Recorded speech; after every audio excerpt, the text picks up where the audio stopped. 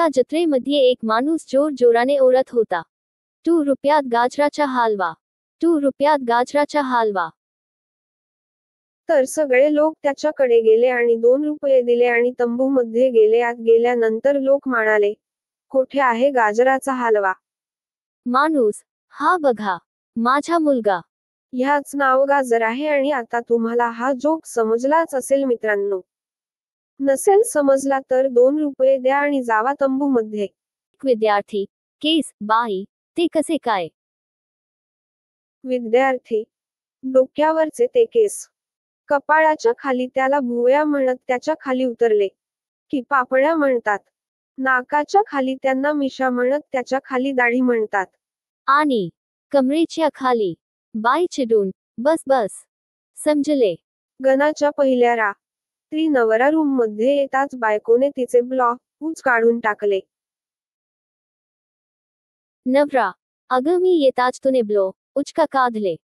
बायको, तुमच्या वहिनीने सांगितले होते की. नवरा येताच त्याला दूध पाज मग सुरुवात कर. सुहागरात्रीच्या दिवशी बायको बेडरूम मध्ये येते.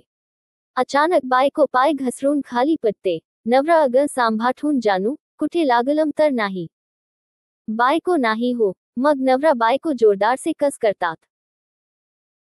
सर्व झाल्यावर बायको कपडे घालायला लागते आणि परत पाय घसरून खाली पडली.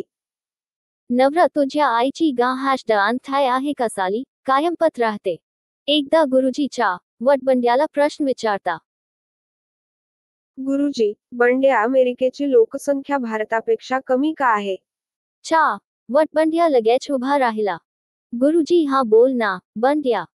बंड्या, अहो गुरुजी, कारण त्यांच्यात खेळ झाल्यावर तोंडावर पिचकारी मारायची सवय आहे. आणि आपल्या भारतात ती सवय नाहीय.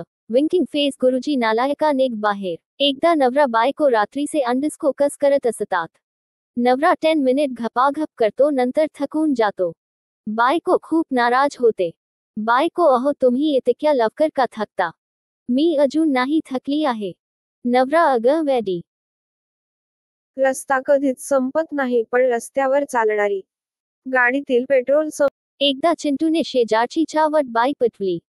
चिंटू रात्री बाई बरोबर से कस करतो. सर्व झाल्यावर चावट बाई चिंटूला विचारते, बाई तू कम दम आणले होते, मग वापरले का नाही? चिंटू, अहो बाई, कंद मच्छ्या पाकिट वर लिहिले होते, अगर सील खुली हो तो इसका इस्तेमाल नहीं करना. बाई बेशुद्ध.